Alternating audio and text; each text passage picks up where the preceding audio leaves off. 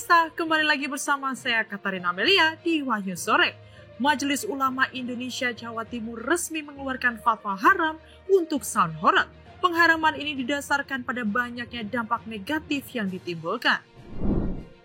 Informasi lainnya, pemirsa, tim SAR gabungan berhasil menjaga posisi KMP Tunu Pratama Jaya yang tenggelam di perairan Selat Bali. Kapal ditemukan di dasar laut dalam kondisi terbalik. Pemirsa, inilah Wahyu Sore selengkapnya. Presiden ke-7 Republik Indonesia Joko Widodo menanggapi dugaan adanya agenda besar politik di tengah isu miring yang menerpa dirinya dan putra sulungnya Gibran Rakabuming Raka yang saat ini menjabat sebagai wakil presiden. Menurutnya, isu ijazah palsu dimunculkan untuk pemakzulan Gibran dari kursi wakil presiden.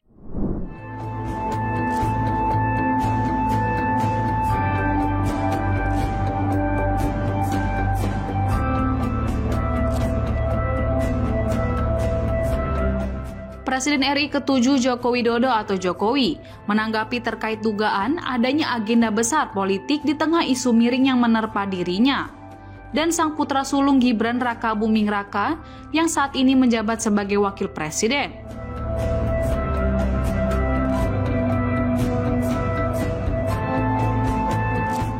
Menurutnya, isu ijazah palsu dimunculkan untuk pemakzulan Gibran dari kursi wapres.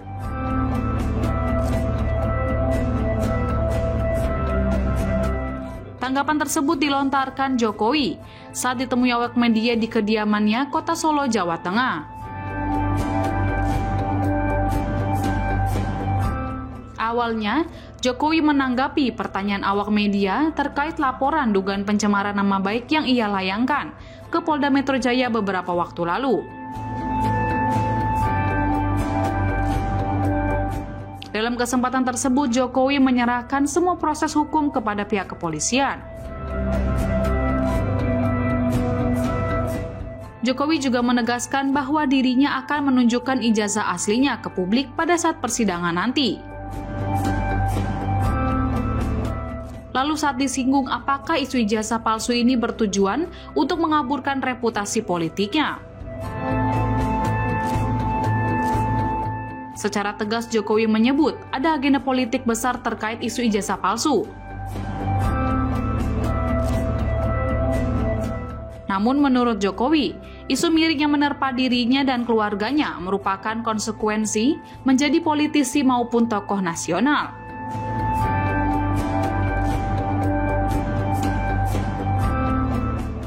Tanyakan terus, ini kan sudah dalam proses hukum. Dalam proses hukum, sudah malah saya baca kemarin sudah dalam proses penyidikan. Ya sudah serahkan pada proses hukum yang ada, kemudian kita lihat nanti di sidang-sidang yang ada di pengadilan seperti apa. Artinya yang jelas saya ingin menunjukkan ijazahnya di dalam sidang pengadilan nantinya. Tidak ada rencana sama sekali untuk menunjukkan secara di luar sidang. Tidak, harus dalam sidang-sidang pengadilan yang ada nanti saya tunjukkan ijazah asli yang saya miliki. Oh, itu dengan ijazah palsu ini untuk mengabulkan legasi Pak Jokowi pada pagi. Saya berperasaan memang kelihatannya ada agenda besar politik di balik isu-isu ini, ijazah palsu, isu pemakzulan. Ini perasaan politik saya mengatakan ada agenda besar politik untuk menurunkan reputasi politik, untuk mendowngrade yang buat saya biasa-biasa saja. Termasuk isu yang untuk pemakzulan. Termasuk itu. Jadi jasa palsu, pemakzulan, Mas Wapres, saya kira ada agenda besar politik.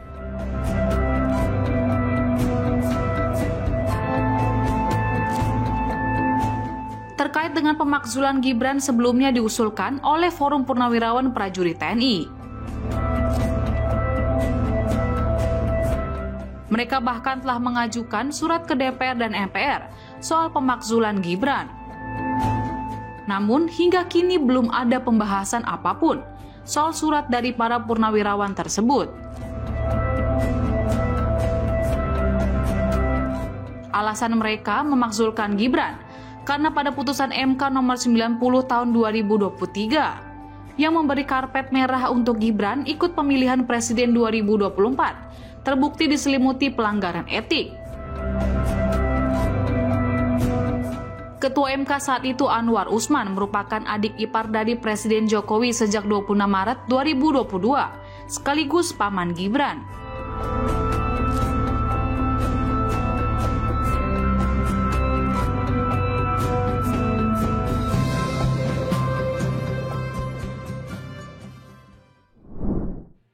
Mantan Menteri Kebudayaan, Riset dan Teknologi Nadiem Makarim kembali diperiksa oleh Kejaksaan Agung sebagai saksi dalam kasus dugaan korupsi pengadaan laptop berbasis Chromebook pada Selasa 15 Juli.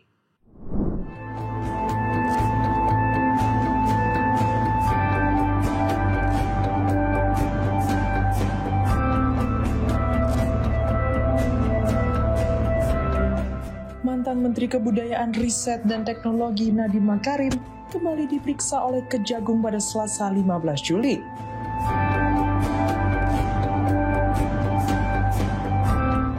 Nadiem diperiksa sebagai saksi dalam kasus dugaan korupsi pengadaan laptop berbasis Chromebook.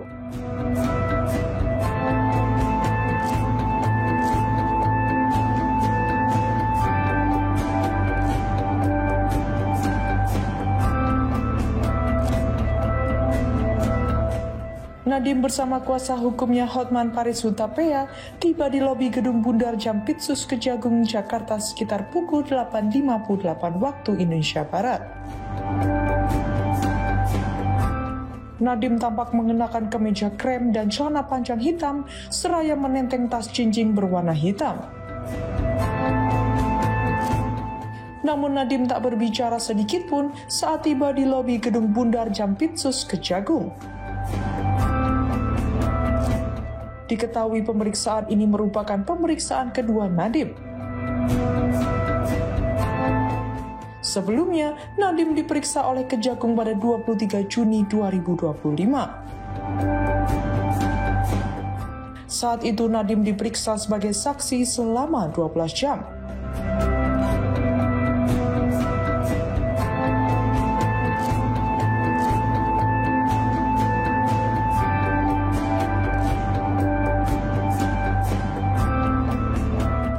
Diketahui kasus dugaan korupsi di lingkungan Kemendikbudristek ini baru dinaikkan statusnya ke tahap penyidikan pada 20 Mei 2025.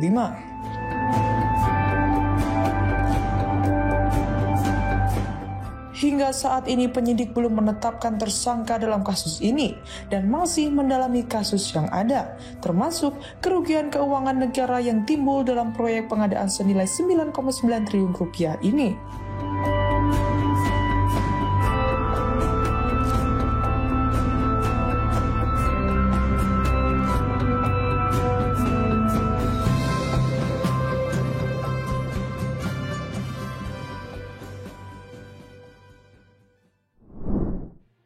Operasi SAR skala besar dalam tragedi tenggelamnya KMP Tunu Pratama Jaya di Selat Bali terus dioptimalkan setiap harinya. Salah satu upaya yang dilakukan adalah menggunakan alat pemantauan bawah laut ROV, di mana visual kapal terlihat jelas dalam posisi terbalik di dasar laut.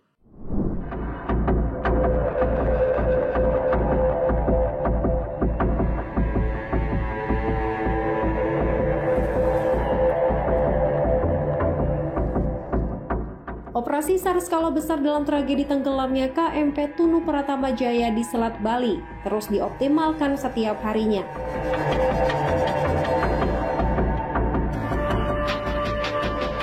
Salah satu upaya yang dilakukan adalah menggunakan alat pemantau bawah laut ROV milik Direktorat Polairut Polda Jawa Timur.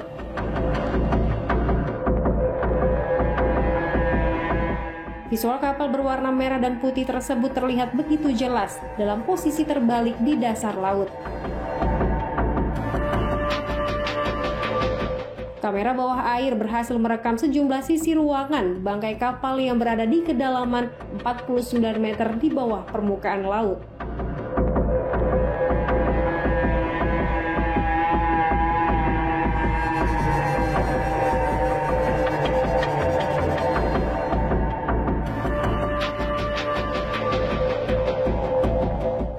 Namun, operasi bawah laut oleh tim Ditpolairut Polda Jawa Timur ini tidaklah mudah. Kuatnya arus di Selat Bali sempat menjadi kendala dalam pemantauan menggunakan peralatan canggih tersebut. Bahkan, pengambilan visual bawah air ini baru berhasil dilakukan setelah 5 kali pencobaan. Dalam pemantauan yang dilakukan pada Minggu dini hari, tim akhirnya berhasil menjangkau posisi kapal. Pemantauan pada waktu dini hari dinilai sangat efektif karena kondisi air laut yang cenderung lebih stabil.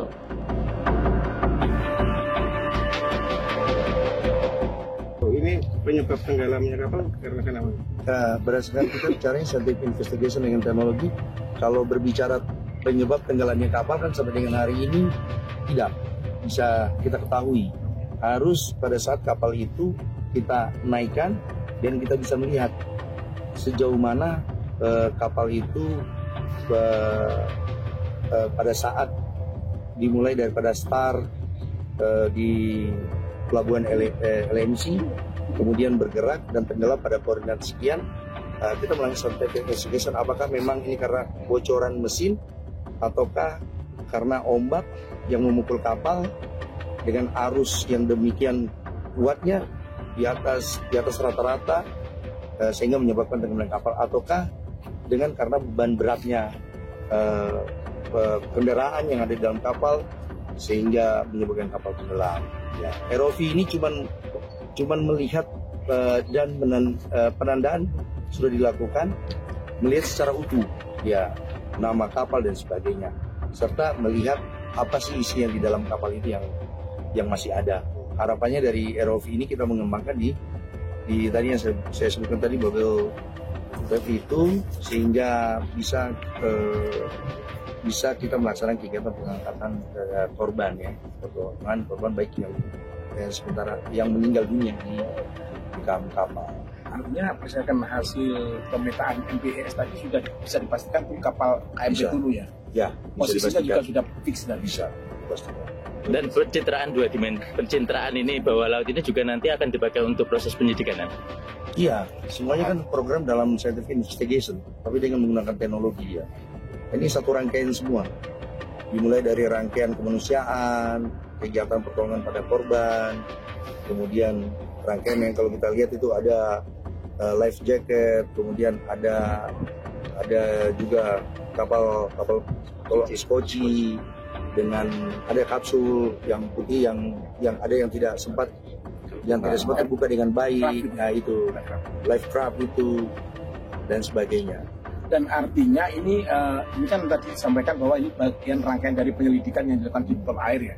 Artinya penyelidikan tenggelamnya kapal ini sudah dimulai dan ya proses penyelidikan ini kan pengumpulan data dan informasi sehingga kita bisa melihat ke depannya terutama bukti material ya yang kita butuhkan scientific investigation itu yang kita lakukan bisa mendapatkan hasil bahwasanya kapal tenggelam diakibatkan karena sesuatu apa. Sekretaris Majelis Ulama Indonesia Jawa Timur Kiai Haji Hasan Ubaidillah menyatakan bahwa fatwa Majelis Ulama Indonesia Jawa Timur mengharamkan sound horeg. Kendati begitu, Komisi Fatwa juga menegaskan penggunaan sound horeg diperbolehkan jika volumenya masih dalam ambang wajar.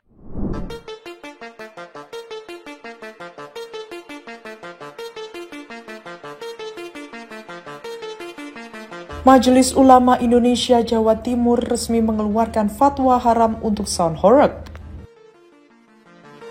Sekretaris Majelis Ulama Indonesia Jawa Timur Kiai Haji Hasan Ubaidillah menyatakan bahwa fatwa MUI Jatim mengharamkan sound horeg.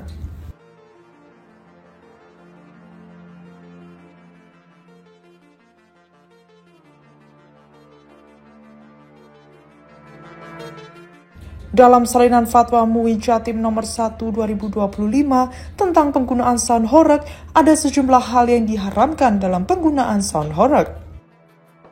Pengharaman ini didasarkan pada banyaknya mudarat atau dampak negatif yang ditimbulkan. Ada beberapa aspek yang diharamkan, salah satunya adalah penggunaan sound horeg dengan intensitas suara melebihi batas wajar dan mengganggu orang lain yang secara tegas dinyatakan haram oleh MUI Jatim. Kendati begitu, Komisi Fatwa juga menegaskan penggunaan sound horeg diperbolehkan jika volumenya masih dalam ambang wajar.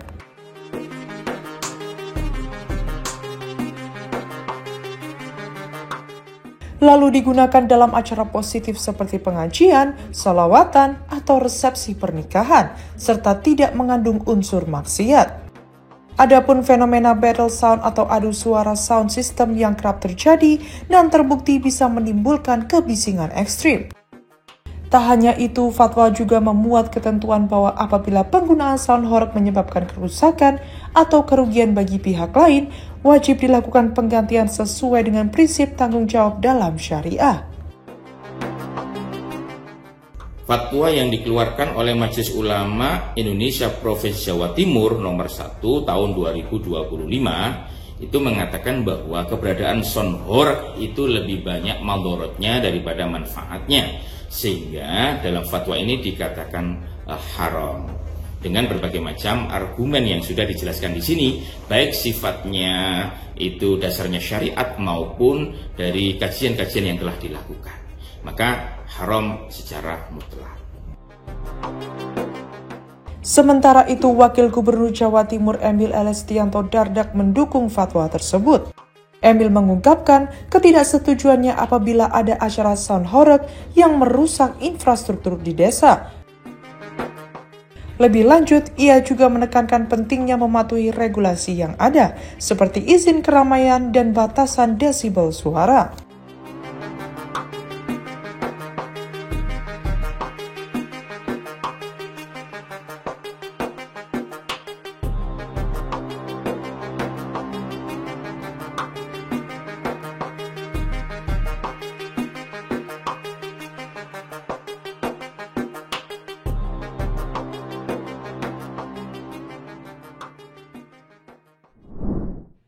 Direktorat Polairut Polda Kepulauan Riau berhasil membekuk komplotan bajak laut yang beraksi di perairan Selat Phillips, wilayah perbatasan Indonesia-Singapura. Target utama para pelaku adalah kapal-kapal berbendera asing yang melintas di wilayah perairan tersebut.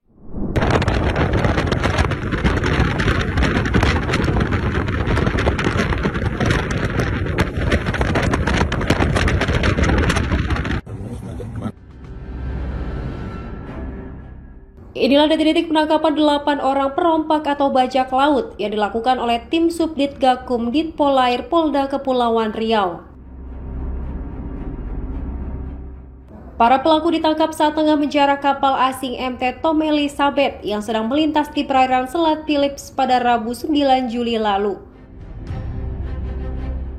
Mereka telah menjadi target operasi setelah International Maritime Bureau Singapura melaporkan maraknya aksi perompakan di wilayah tersebut.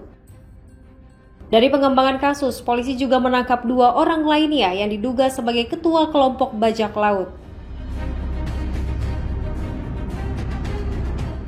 Direktur Polairut Polda Kepulauan Riau Kombes Handono Subiakto menjelaskan bahwa dalam aksinya para pelaku mendekati kapal target menggunakan kapal kayu.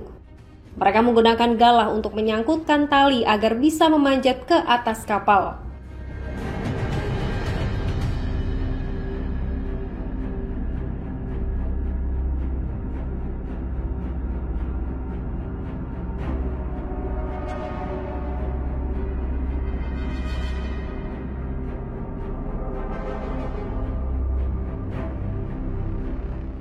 Sampainya di atas kapal, mereka mengambil suku cadang dan barang berharga lainnya sebelum melarikan diri. Jika merasa terancam, pelaku tak segan melukai korban dengan senjata api rakitan. Komplotan ini diketahui telah beraksi sejak tahun 2017 hingga 2025, dengan keuntungan yang mereka peroleh berkisar antara 40 juta rupiah hingga 100 juta rupiah dalam setiap aksi.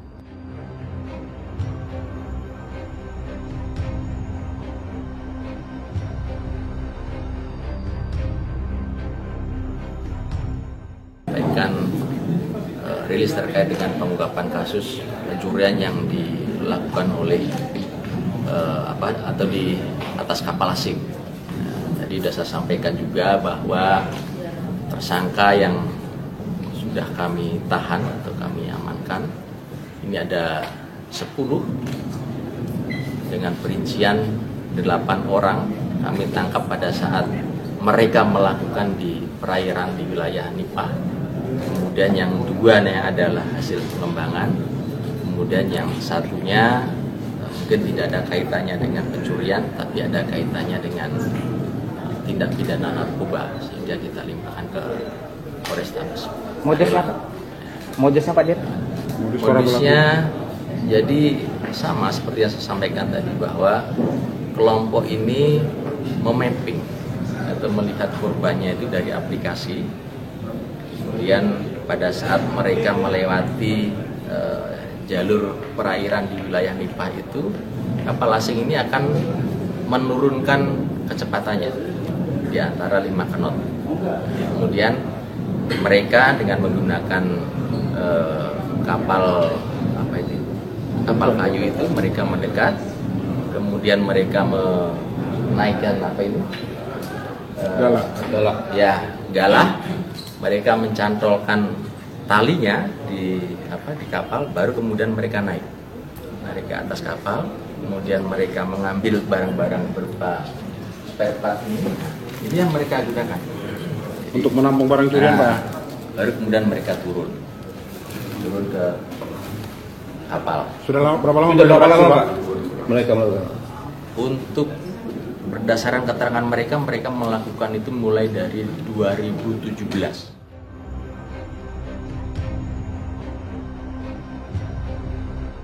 Polisi menyita sejumlah barang bukti, diantaranya suku cadang hasil curian, 1 unit argun, dan kapal pompong. Dari hasil pemeriksaan, polisi juga mengungkap masih adanya kelompok perompak lain yang beroperasi di perairan Selat Phillips.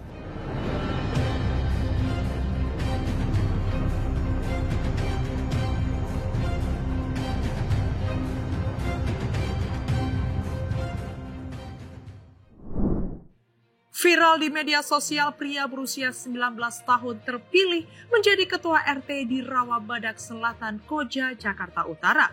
Pria bernama Sahdan Arya Maulana itu mencuri perhatian publik setelah bersama warga bergotong royong memperbaiki jalan rusak secara swadaya.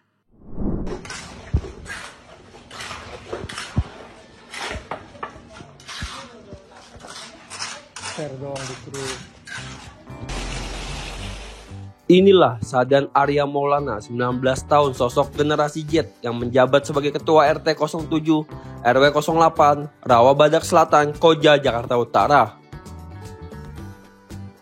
Arya merupakan mahasiswa semester 5 di Universitas Muhammadiyah Jakarta yang dipercaya warga untuk memimpin di lingkungan tempat tinggalnya.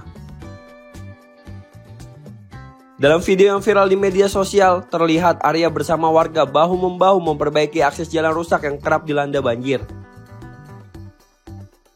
Tak butuh waktu lama, setelah bermusyawarah, Arya langsung mendatangkan truk molen untuk mencor jalan tersebut. Sebelumnya, Arya bersama warga sepakat memperbaiki jalan rusak sepanjang 100 meter dengan anggaran sebesar 20 juta rupiah. Seluruh biaya diperoleh secara swadaya dari masyarakat sekitar. Memang sebelumnya dari program saya itu kan pengecoran, pembangunan. Dan juga awalnya itu memang saya melakukan pengecoran itu rencana sebulan ke depan.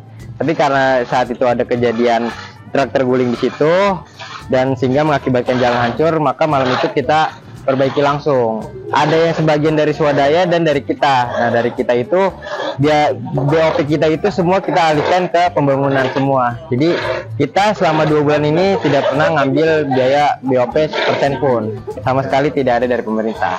Kurang lebih panjangnya itu 100 meter dan itu berbatasan dengan RT 13. Namun di RT 13 itu jalannya masih agak rusak. Perbaikan itu. Habisnya itu sekitaran 20 juta lebih. Ya, dan itu murni dari kita dan para warga. Memang dari kitanya sudah pengen berkontribusi untuk masyarakat. Nah, sebelum mencalonkan diri juga kita sudah bertiga berkumpul merapatkan. Sama pengurus lama juga. Iya. Apakah siap kita dengan menjadi ketua RT? Ya akhirnya kita mensiapkan, akhirnya jadilah kita sebagai ketua RT. Jadi kita jadi RT itu 2 bulan yang lalu, dan kenapa mau jadi ketua RT? Ya kita pengen bermanfaat dan mengabdi kepada wilayah. Karena kita lahir di sini, kecil bareng, dan ya kita sebagai manusia ya harus berkontribusi untuk dan bermanfaat bagi wilayah. Berarti abang sendiri masih kuliah, Bang? Masih kuliah. Semester 5 di Universitas Muhammadiyah Jakarta. Dalam menjalankan tugas sebagai ketua RT, Arya tidak bekerja sendiri. Ia didampingi oleh pengurus yang juga masih sebaya, yakni Pemas Wayuryanto 20 tahun sebagai sekretaris dan Rizky Saputra 21 sebagai bendahara.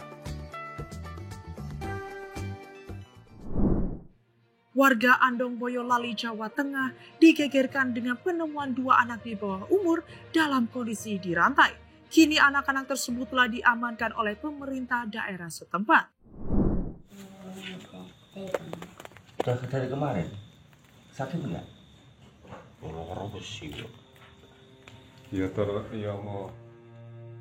Inilah video amatir saat Kepala Desa Mojo, Kecamatan Andong Boyolali, Jawa Tengah bersama warga dan petugas membebaskan 2 anak yang masih di bawah umur.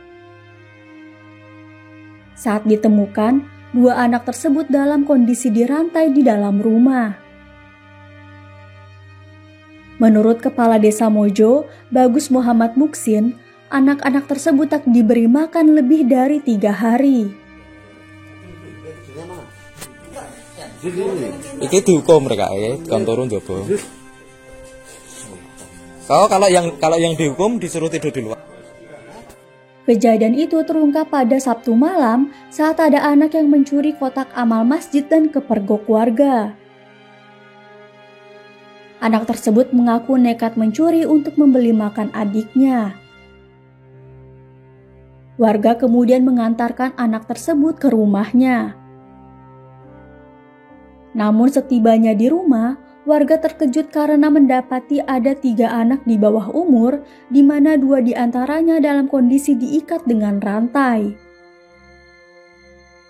Warga sontak melaporkan kejadian tersebut ke kepala desa dan pihak kepolisian.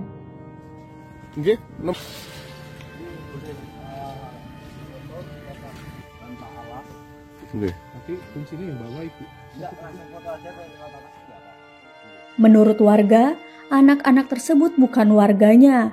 Mereka kemudian dipondokkan oleh pemilik rumah. Kini kasus tersebut telah ditangani oleh pihak kepolisian. Kalau kronologis pertama, awalnya anak-anak ini mengambil kotak amal. Yang kotak amal itu di dalamnya ada uang sekitar 20.000. Jadi anak-anak itu mengambil kotak di masjid, terus mungkin mereka kebingungan cara membongkarnya. Terus mondar-mandir, akhirnya dibawalah ke belakang Balai Desa Mojo. Nah kebetulan warga sekitar belum ada yang tidur, curiga anak itu kok mondar-mandir kenapa.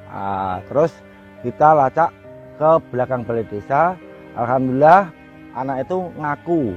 Jadi kita ngambil uang kotak untuk makan adiknya, karena sudah 1 minggu adiknya tidak dikasih makan sama yang mengelola katanya yayasan. Tapi ini Demikian informasi yang dapat kami sampaikan pemirsa. Terima kasih telah bergabung bersama kami. Saya Katarina Amelia dan seluruh tim yang bertugas mengucapkan sampai jumpa di Wanyu Sore berikutnya. Setiap hari pukul 7 malam hanya di kanal YouTube TV Wanyuskop.